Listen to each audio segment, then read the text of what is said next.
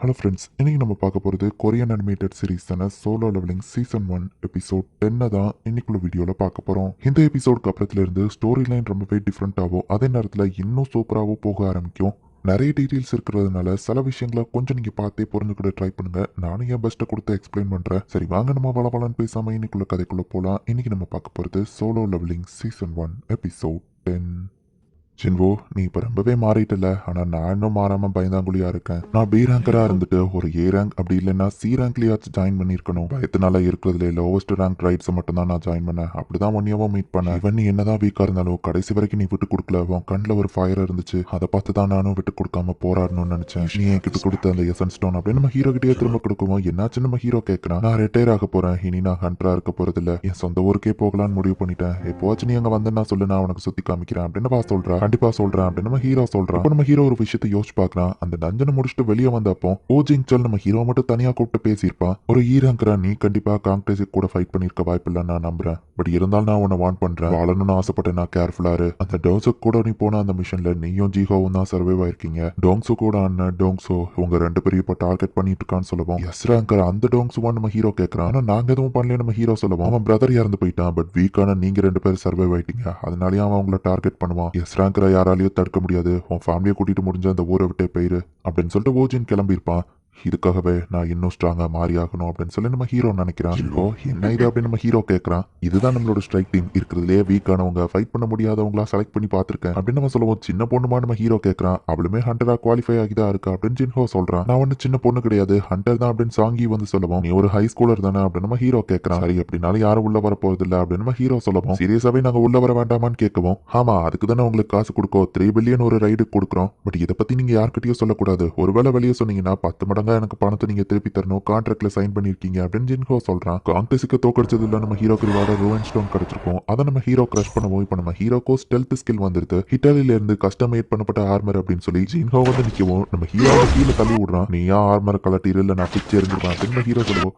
Pass எதிக்க முடியல, help பண்ணுங்க அப்படின்னு நம்ம சொல்றான். என்னடா ஹெல்மெட் போட்டுருக்கான்னு கேட்க ஹெல்மெட் மட்டுமாச்சும் போட்டுக்கிறேன் அப்படின்னு சொல்லி ஜின்ஹோ சொல்றான். ரெண்டு பேரும் இப்போ சி ரேங்க் டஞ்சனுக்குள்ள என்டர் ஆகுறாங்க. ஒரு இ ரேங்க் அண்ட் டி ரேங்க். இவனுங்களால எப்படி சி ரேங்க் டஞ்சனை போய் தோக்கடிக்க முடியும்? நம்ம முதல்ல வார்னிங் கொடுத்துட்டோம், அவனுங்க செத்தா நம்ம பொறுப்பு இல்ல அப்படின்னு சொல்லி மத்தவங்க எல்லாம் பாத்துட்டு இருக்காங்க. சாங்கி வரல, ஸ்கூல கட் அடிச்சிட்டாலோ அப்படின்னு நம்ம ஹீரோ சிஸ்டர் யோசிக்கிறா. இவங்க போய் 1.5 மணி நேரம் ஆச்சு அப்படின்னு அவங்க பார்க்கவும், நார்மல் ஆளுங்களுக்கு இதை முடிக்க 2 மணி நேரம் ஆகும்பான்னு ஒருத்த பேசிட்டு இருக்கும்போது அவங்க பயந்து ஓடி வந்துட்டாங்கன்னு நினைக்கிறேன் அப்படின்னு ஒருத்த பார்த்தா இல்ல அந்த கேட் க்ளோஸ் ஆகுது, அவங்க டஞ்சன் பாஸ் தோக்கடிச்சிட்டாங்க அப்படின்னு மத்தவங்க பாக்குறாங்க. இவங்க ரெண்டு பேரும் தனியா போய் டஞ்சன் பாஸ் தோக்கடிச்சிட்டாங்களான்னு எல்லாருக்கும் ஷாக்கிங்கா இருக்கு. இன்னைக்கு இன்னும் 3 ரைடு இருக்கு, காசு வேணும்னு நினைச்சீங்கன்னா எங்க கூட வாங்க அப்படின்னு ஜின்ஹோ கூப்பிடுறான். ஹீரோ ஒத்த கையை வச்சு அசால்ட்டா ஃபைட் பண்ணிட்டு இருக்கான். ஹீரோ சொல்லக்குள்ள மாஸ்டரோட ஸ்டோன்ஸ் எல்லாத்தையுமே ஜின்ஹோ கலெக்ட் பண்ணிட்டு இருக்கான். என்ன இப்பெல்லாம் அடிக்கடி ரைடுக்கு போற அப்படின்னு சிஸ்டர் கேட்கிறா. நிறைய சீரங் பாஸ் நம்ம ஹீரோ தோக்கடிச்சு லெவலப் ஆகிட்டே வந்துட்டு இருக்கான். ஹெல்த் ஸ்கில்ல யூஸ் பண்ணவும் எதிரியால பார்க்க முடியல. பாஸ்கிட்ட இந்த மாதிரி ஸ்கில் எல்லாம் இருக்கா, அவர் இத்தனை நாள் யூஸ் பண்ணாம வச்சிருக்காரா அப்படின்னு சொல்லி ஜின்ஹோ பாக்குறான். கஷ்டப்பட்டு கிடைச்சதுக்கு இந்த ஸ்டெல்த் ஸ்கில் ரொம்பவே யூஸ்ஃபுல்லா தான் இருக்கு அப்படின்னு நம்ம ஹீரோ பார்த்தா நம்ம ஹீரோக்கு நோட்டிபிகேஷன் வருது. ஃபேட்டல் ஸ்ட்ரைக் அப்படிங்கிற ஒரு புது ஸ்கில் நம்ம ஹீரோக்கு கிடைச்சிருக்கு.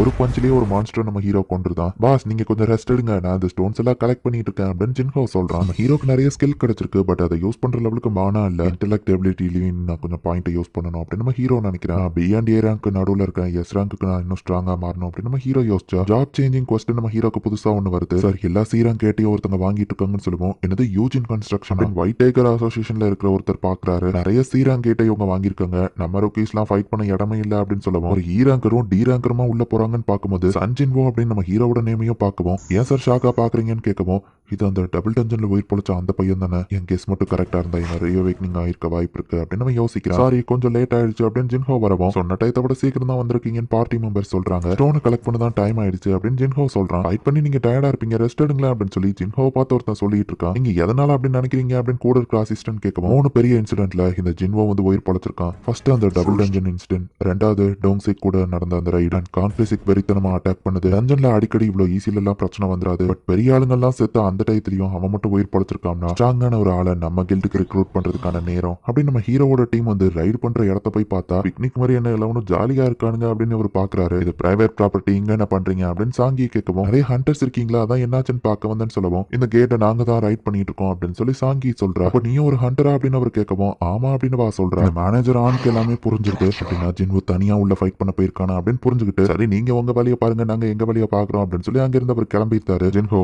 ஒரு 3 நாளைக்கு எனக்கு லீவ் லீவு கிடைக்குமா, ஏதோ ரைட்ஸை புக் பண்ணி வச்சிருக்கியா, ஒரு முக்கியமான வேலை இருக்கு நம்ம ஹீரோ சொல்லவும், ஒரு 3 சீராங் கேட்டை நான் புக் பண்ணி வச்சிருக்கேனே, உங்களுக்கு டைம் இல்லைன்னா சொல்லுங்க, அதை ரிஜெக்ட் பண்ணிடுவோம் அப்படின்னு சொல்லி ஜின்ஹோ சொல்லவும், வேணா இப்போதைக்கு அதை ஹோல்டுல வைய நம்ம ஹீரோ சொல்றான். இப்போ சம்பந்தமே இல்லாம ஒரு சீனை நமக்கு காமிக்கிறாங்க. ஏதோ ஒரு பெரிய மான்ஸ்டர் கிட்ட மாட்டிக்கிட்டு இருக்காங்க. ஒரு லேடியை வந்து காப்பாற்ற முடியாம சோய் வந்து கஷ்டப்பட்டு இருக்கான். சோய் வந்து இப்போ கனவுல இருந்து கண் முழிக்கிறான். என்னதான் ஸ்ட்ராங்கான எஸ் ரேங்கா இருந்தாலும் இவனோட பாஸ்ட்லயே ஏதோ ஒன்று இருக்குங்கிறத நமக்கு காமிக்கிறாங்க. இந்த ஜேஜோ ஐலாண்ட்ல ஃபைட் பண்றதுக்காக இந்த சோய் ஒரு குரூப் ரெடி பண்றான். நம்ம ஹீரோவை வீட்டுல இறக்கி விட்டு போகவும், ஹலோ மிஸ்டர் சாங், உங்ககிட்ட கொஞ்சம் பேசலாமா, நான் ஒயிட் டைகர் கில்டோட செகண்ட் அட்மினிஸ்ட்ரேஷன் டீம்ல இருந்து வரேன். என் பேரு ஆ சாங் மின். நான் ஸ்ட்ரைட்டா பாயிண்ட்டுக்கே வரேன். யோஜின் கன்ஸ்ட்ரக்ஷன் உங்களுக்கு எவ்வளவு பே பண்ணிருக்காங்களோ அதை விட நான் டபுளா தரேன். உங்களுக்கு தேவையான விஷயத்தையும் பண்ணி கொடுக்குறேன். எங்க ஒயிட் டைகர் கில்ல வந்து ஜாயின் பண்ணுங்க அப்படின்னு அவன் சொல்லிட்டு, கொஞ்ச நாளைக்கு முன்னாடி வரைக்கும் ஈராங்கரா இருந்தவன் இப்போ ஸ்ட்ராங்கா மாதிரி இருக்க, இந்த ஆஃபரை இவனால ரிஜெக்ட் பண்ண முடியாது அப்படின்னு அவன் நினைச்சா, ஒயிட் டைகர் கில்டோட ஹெட் குவார்டர்ஸ் பில்டிங் அது எவ்வளவு வேல்யூ அப்படின்னு நம்ம ஹீரோ கேட்கவும், ஒரு 50 பில்லியன் அவர் சொல்றாரு. அதையா எனக்கு தர போறீங்க நம்ம ஹீரோ கேட்கறான். என்ன சொல்றீங்கன்னு அவர் கேட்கவும், இது 30 பில்லியன் அப்படின்னு அவர் ஷாக் ஆகுறாரு. 19 ரைட்ஸ் நான் முடிக்கிறதுக்கு யோஜின் கன்ஸ்ட்ரக்ஷன் எனக்கு 30 பில்லியன் ஆஃபர் பண்ணிருக்காங்க. நான் போய் சொல்றேன்னு நினைச்சீங்கன்னா இதோ ப்ரூஃப் இருக்கு. அதை விட டபுளா தரேன்னு சொன்னீங்க அப்படின்னா 60 பில்லியன். ஸோ அப்போ அவங்க ஹெச்கியூவையா தர போறீங்க நம்ம ஹீரோ கேட்கவும், அது என்னால முடியாதுன்னு சொல்லுவோம். அப்போ சரி நம்ம ஹீரோ கிளம்புறான். முதல்லயே யூஜின் கன்ஸ்ட்ரக்ஷன் இவனுக்கு என்ன ஆஃபர் பண்ணிருக்காங்க நான் தெரிஞ்சிருக்கணும் அப்படின்னு ஆன் யோசிக்கவும், ஆமா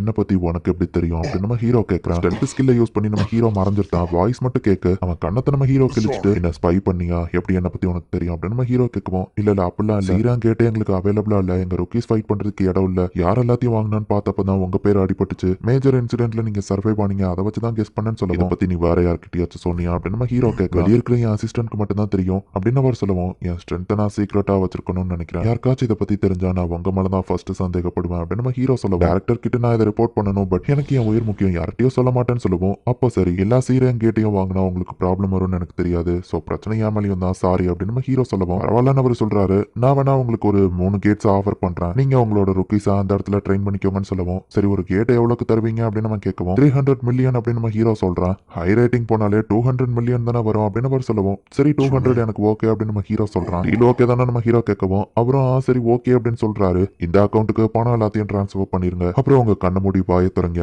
உங்களுக்கு எந்த ஆபத்து வராதுன்னு நம்ம ஹீரோ சொல்றான். பார்த்தா அவரோட காயம் ஹீலிங் ஆகுது. உங்க ஹீலிங் ஸ்டெல்த் ஸ்கில் எல்லாத்தையும் எனக்கு காமிக்கிறீங்கன்னா நீங்க என்ன நம்புறீங்களான்னு கேட்கவும், நீ சீக்கிரட்டா வெளியே சொல்லலைன்னா நான் உன்னை நம்புறேன் அப்படின்ட்டு நம்ம ஹீரோ கிளம்புறான். அவன் நம்ம கில்டுல சேர்றானான்னு கேட்கவும், இல்ல பட் அதை விட பெரிய ஜாக்பாட் அடிச்சிருக்கு அப்படின்னு அவர் சொல்றாரு. நம்ம கேன்சல் பண்ணலான்னு இருந்த கேட்ஸை எப்படி பாஸ் இவ்வளவு அதிக விலைக்கு வித்தீங்க அப்படின்னு சொல்லி ஜின்ஹோ கேட்கறான். அதெல்லாம் ட்ரேட் சீக்ரெட் நம்ம ஹீரோ சொல்லுவோம். பணம் கரெக்டா வந்துடுச்சு அப்படின்னு ஜின்ஹோ சொல்றான். சார் நிறைய சீராங் கேட் அவைலபிளா இருக்கு, தேவையில்லாம அதிக காசு கொடுத்து அந்த 3 வாங்கியிருக்கீங்கன்னு சொல்லவும், என்னால கில்டுக்கு அவனை ரெக்ரூட் பண்ண முடியல, அது போக அவன் என்ன ஸ்கேம் வர பண்ணிட்டானா, பவர் இருக்கிறவங்கள என்ன பண்ண முடியும் அப்படின்னு சொல்லி ஆன் யோசிச்சா, நீ என்ன ஸ்பை பண்ணதுக்கு பதிலுக்கு நான் இதை பண்ணேன், இப்போ நான் அவனை மன்னிச்சு விட்டுறேன் அப்படின்னு நம்ம ஹீரோ மெசேஜ் அனுப்பியிருக்கான். ஓ இவன் அப்படி வாரானா, சரி ஓகே ரொம்ப சந்தோஷம் தான், அவ்வளோ பெரிய ஹண்டரோட கான்டாக்ட் இன்ஃபோ எனக்கு கிடைச்சிருக்கு, அதுவே போதும் அப்படின்னு சொல்லி ஆன் நினைக்கிறேன். புதுசா ஜாப் சேஞ்சிங் கொஸ்டின் ஒன்று வந்திருக்கும், அதுக்காக தான் நம்ம ஹீரோ சிட்டியை விட்டு ரொம்ப தூரம் தள்ளி போறான். இந்த இடத்துல இந்த எபிசோட் முடியுது. நெக்ஸ்ட் 2 எபிசோடுமே வேற லெவல்ல அல்டிமேட்டா இருக்கும். நம்ம ஹீரோவோட கதை வந்து சூப்பரா போயிட்டு இருந்தாலுமே அந்த சேர்மன் சோய் அப்படிங்கிற ஒருத்தனை ஊடையில காமிக்கிறாங்க. ஜெய்ஜோ ஐலாண்ட்ல போய் ஃபைட் பண்ணாம ஆளுங்களை திரட்டுறான். என்ன நடக்குன்னு நெக்ஸ்ட் எபிசோட் பார்த்து தெரிஞ்சுக்கோங்க. அண்ட் உங்களுக்கு இந்த வீடியோ பிடிச்சிருந்தது அப்படின்னா லைக் பண்ணிட்டு அப்படி மறக்காம நம்ம சேனலை சப்ஸ்கிரைப் பண்ணிருங்க. தேங்க்யூ ஃபார் வாட்சிங்.